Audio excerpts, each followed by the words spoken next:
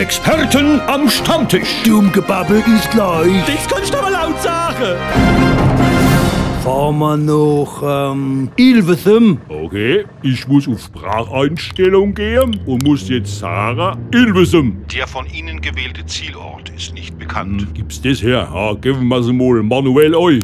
Ilves. Destination of their choice is not Was known. ist denn jetzt La passiert? destination de leur choix Ach, jetzt habe ich die falsche Sprache euch Stell gestellt. doch mal pelzig als Spruch ein, vielleicht geht es. Gucke, Moment. Jo, dein Ziel ist Ilvesum. Wenn's stimmt, drück auf OK.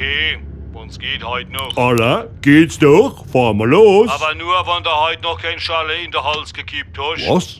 Die zweite Ampel rechts. Also was die Technik halt alles kann. Das kannst du aber laut sagen. Also was die Technik Ich hab gesagt, die zweite Ampel. Jetzt dreh halt um, dumm Beutel. Sag mal, meinen ihr nicht, dass der ein bisschen unverschämte Ton drauf hat? Halt dein Gosch und pass auf, wo du hinfährst.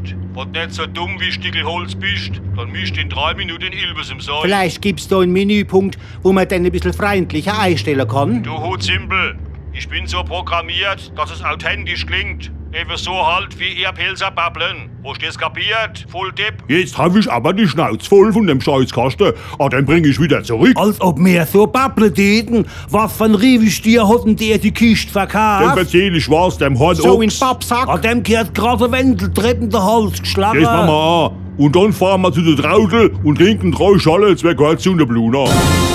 Experten am Stammtisch. Dummgebabbel ist gleich. Das kannst du aber laut sagen.